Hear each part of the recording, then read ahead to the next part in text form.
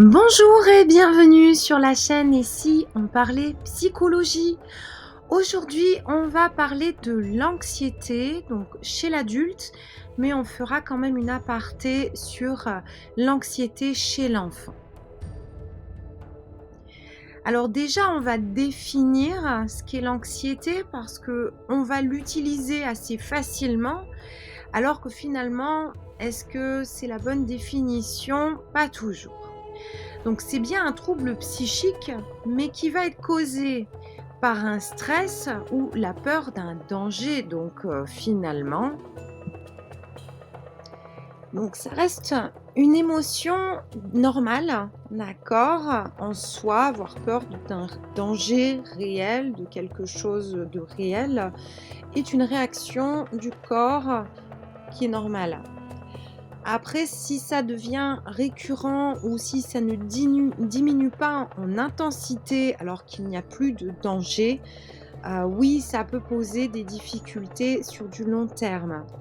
On a certaines personnes qui sont plus vulnérables à l'anxiété pour des causes multiples et c'est vrai que ça peut toucher, hommes, femmes et toutes tranches d'âge. Donc on a des symptômes, alors j'en ai mis quelques-uns, mais il peut y en avoir d'autres.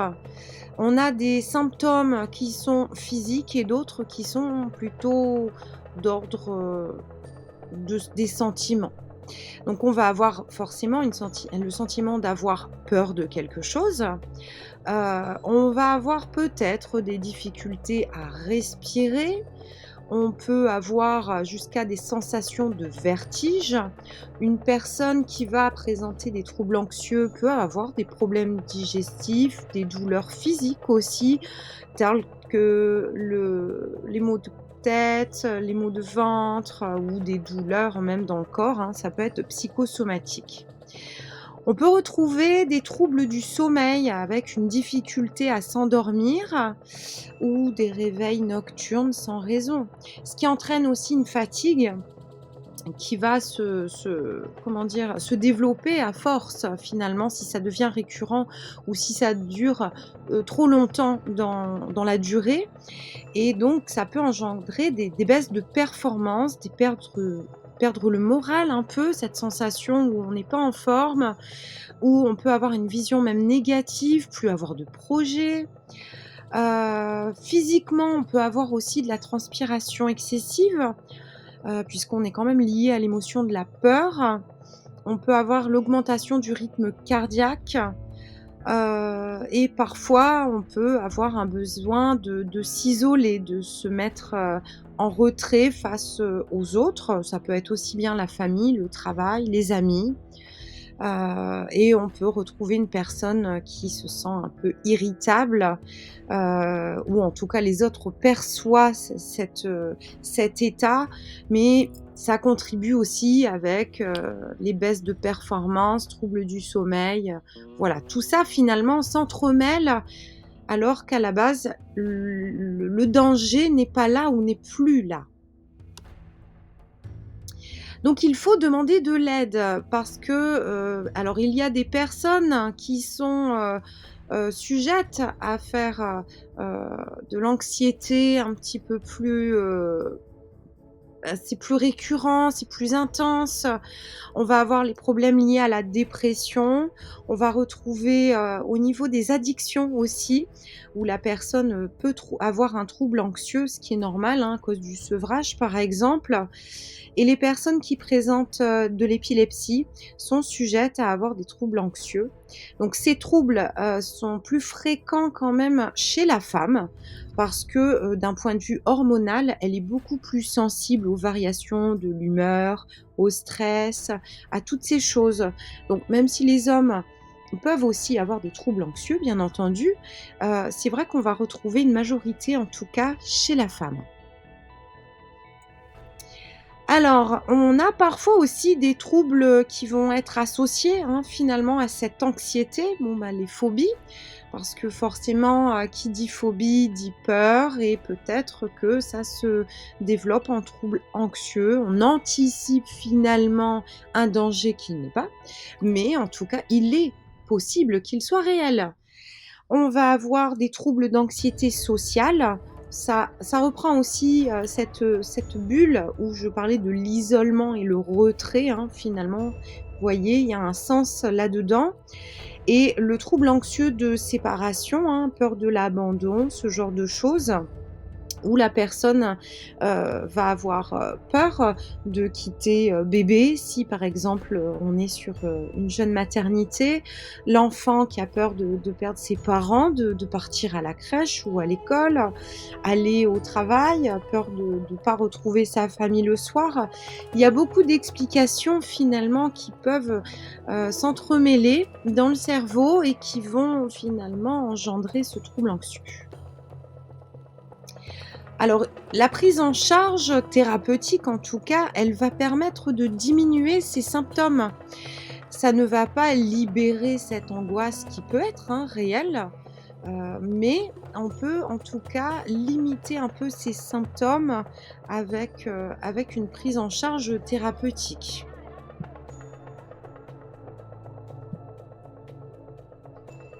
Alors, déjà, comment aller mieux? J'ai mis 3 pistes. La première, c'est l'hygiène de vie. Ça semble, bête, mais en fait, il y a rien de bête là-dedans. C'est que si on a un sommeil, à heure fixe, avec, un système, voilà, où on peut dormir en confort, en sécurité, c'est bien d'écouter son corps. On est fatigué, et ben, on peut aller se coucher. Si on est lève tôt, et ben, on peut se lever tôt. Si on a besoin de faire une sieste pour couper la journée, on peut le faire. Ce qu'il faut, c'est apprendre à écouter son corps. C'est important puisque c'est une émotion et plus on va refouler ce que notre corps nous dit de faire, plus, bah, ça risque finalement de se développer. La nourriture, ce que je peux préconiser, c'est déjà voilà, de se nourrir convenablement, de manger équilibré. Bien sûr, les douceurs, on a le droit, mais on va éviter de les manger le soir avant d'aller au lit, d'accord? Ou alors on va manger, raisonnablement pour que justement la digestion se fasse correctement. On ne va pas engendrer des douleurs au à l'estomac puisqu'il est assez fragile, des douleurs aux intestins, des enfin voilà, un malaise aussi parce que la digestion, c'est pas forcément, le top, pour le sommeil. L'entourage, c'est lié au cercle d'amis, à la famille, voilà, à tout ce qui peut nous permettre de nous sentir en sécurité et surtout de pouvoir, en discuter, d'accord? Donc ça, je l'ai mis en forme gratuite parce que finalement ça, c'est votre quotidien. Il faut juste réapprendre par cœur, un système de dire: «Je m'écoute, j'ai sommeil, j'ai besoin d'aller voir des amis ou la famille. Je vais manger sainement, je vais manger une petite douceur pour consoler mon cœur». Voilà, ces petites choses, elles sont simples, mais elles vont influencer sur l'état général du corps et de l'esprit. Ensuite, il y a l'aide médicamenteuse. Donc, si vous voyez que vous êtes très mal, mon conseil, c'est déjà d'en parler avec votre médecin traitant. Il y existe, oui, des traitements plus forts que les plantes, mais on peut commencer par des tisanes, de l'homéopathie, des choses assez douces, hein. Les médecins, préconisent alors là, c'est plus peut-être vers l'enfant, mais c'est vrai qu'il existe un panel de choses pas trop agressives ou intrusives dans notre quotidien et le médecin peut vous orienter. Si toutefois, c'est vraiment trop intense, c'est une gêne au quotidien, vous pouvez être amené à aller consulter un psychiatre, hein, qui est un médecin qui maîtrise toutes les molécules et qui peut ajuster comme ça des dosages pour vous aider à aller mieux et baisser ce taux d'anxiété, ce mal-être général. Mais le psychiatre et le médecin ne font pas de thérapie pour vous aider en profondeur à comprendre votre état et trouver des solutions pour aller mieux. Donc ma troisième bulle, c'est, bah, la thérapie. Vous pouvez trouver un professionnel, près de chez vous ou en visio. D'ailleurs moi je suis sur psychologue.net, qui va vous aider à avancer parce que cet état, il a une cause qu'elle soit de l'enfance, qu'elle soit actuellement dans le couple, qu'elle soit, à l'école ou au travail, il y a quelque chose qui a déclenché ou qui déclenche régulièrement cet état. Et c'est vrai que le fait de voir, un professionnel et de faire une thérapie peut apporter vraiment des outils sur du long terme et se calmer au niveau des symptômes, hein. Encore une fois, trouver la cause ne veut pas dire, tout balayer en 5 minutes. Donc les TCC, très, très bonne méthode pour les troubles anxieux. Il existe aussi l'EMDR, pratiqué par certains praticiens. À vous de voir qu'est-ce qui est, le mieux. En tout cas, pensez à la thérapie. Alors, l'anxiété chez l'enfant, attention, il ne faut pas prendre ça à la légère, parce que c'est vraiment important. Donc c'est un peu comme, l'adulte, hein, je le disais en début de vidéo, au niveau des troubles anxieux, il y a un stress, la peur d'un danger, ça déclenche de l'anxiété chez l'enfant, peu importe sa tranche d'âge. Alors principalement chez l'adolescent, parce que l'adolescent, avec la montée des hormones, l'incompréhension de tout, de son corps, de la société, peut être beaucoup plus sensible à l'anxiété, mais on l'a vu chez des enfants beaucoup plus jeunes. Donc le trouble anxieux, il est souvent, difficile à percevoir chez l'enfant, d'accord? Surtout s'il est jeune. Parfois, on prend du temps et on met plusieurs mois, plusieurs années à découvrir, que c'est le début d'un trouble en fait et qu'il faut des soins, d'accord? Un accompagnement, que ça soit par le médecin traitant ou une thérapie. Et une bonne raison, hein, finalement, c'est que déjà nous, on a du mal en tant qu'adultes à poser des mots. On est pris dans une routine, hein, voilà, la vie à 100 à l'heure et c'est vrai qu'on ne se rend pas compte, c'est instinctif. L'enfant, son 2e souci par rapport à cette situation, c'est qu'il n'a pas forcément le vocabulaire et la compréhension. Donc il ne peut pas verbaliser, les parents n'ont pas forcément le temps, ni l'énergie de déceler, hein, les petites phrases, les petits comportements. On peut se dire: «Aujourd'hui, c'est de la fatigue, aujourd'hui, voilà, c'est de la fainéantise». Il peut y avoir beaucoup, beaucoup de choses et en fait, non, c'est le début d'un trouble anxieux. Donc, il faut, heu, il faut essayer de repérer le plus vite possible, hein, finalement, et une première chose, c'est si l'enfant ne veut plus aller quelque part. Il veut pas aller à l'école, il veut pas aller dans la famille, il veut pas quitter la maison, il veut pas aller à la fête foraine, il veut pas aller au cinéma. Vous sentez qu'il y a un début d'isolement ou d'interdiction d'aller faire une activité, c'est important de communiquer. Alors, il faut être vigilant, vous demandez conseil à un pédiatre, c'est jusqu'à 18 ans, hein, d'accord? C'est pas que pour les tout petits. Je sais qu'il y a pénurie dans certaines régions, mais en tout cas, le pédiatre, en général, c'est le top. Il connaît parfaitement le développement de l'enfant, les difficultés, c'est un spécialiste de l'enfant. Donc faut pas hésiter à en consulter un. Le médecin généraliste, si toutefois vous avez un médecin de famille, peut vous orienter.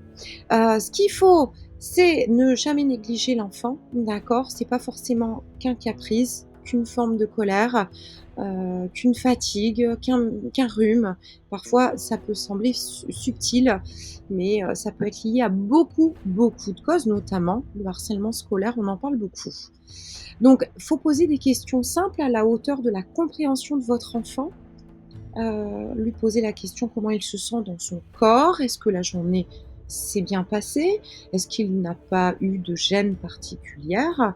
Et essayer doucement d'aller vers la discussion et puis bien rassurer votre enfant parce que vous en tant que parent, vous êtes le 1er thérapeute de votre enfant, vous le connaissez quand même très bien et il y a de la confiance, il y a un lien affectif très fort.